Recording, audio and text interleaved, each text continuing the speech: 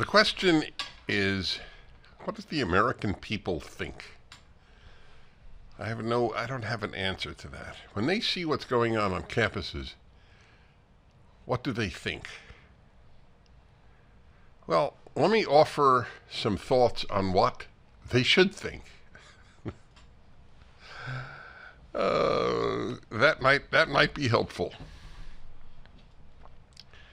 They should think that a certain truly bad seed of young people has been raised in the United States and abroad, because many of these people are first generation or second generation from the Middle East.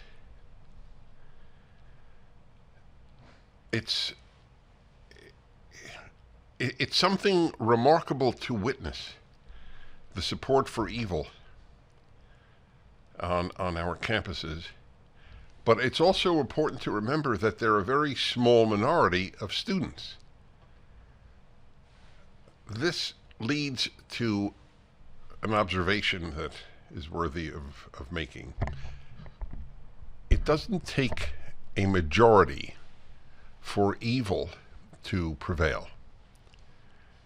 So it's truly significant. I learned this in the field that I studied, communism. If you don't know what I'm about to say, you'll find this fascinating. You probably have heard of the Bolsheviks. That was the first name of the communists of Russia, turned Russia into, and the Russian Empire into the Union of Soviet Socialist Republics, or the Soviet Union. The Bolsheviks were the first group of communists, and they took over after the Second Russian Revolution. The first was February, and the next was October. I think that's according to the old calendar, but it doesn't matter.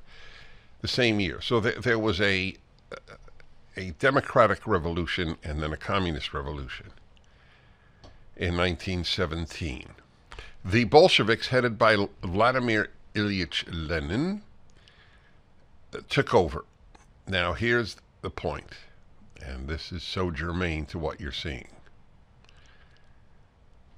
The word Bolshevik comes from the Russian word Bolshoi, like in Bolshoi Ballet, that you may have heard of, the most famous ballet company in the world.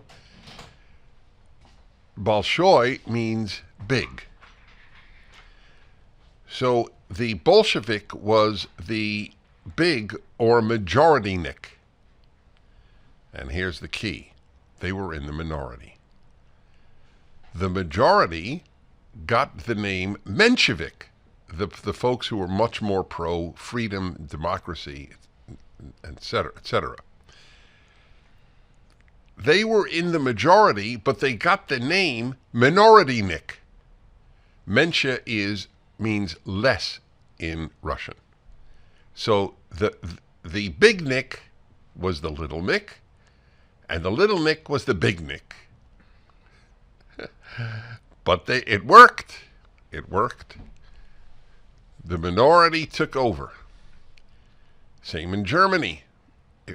They were not the majority party.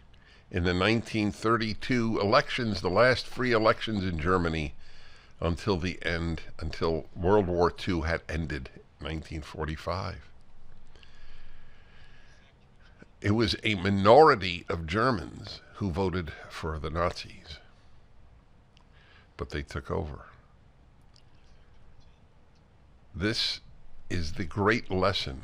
It doesn't take many for great evil to take place. For the full episode of the Dennis Prager Show, go to pragertopia.com, sign up, and become a full member.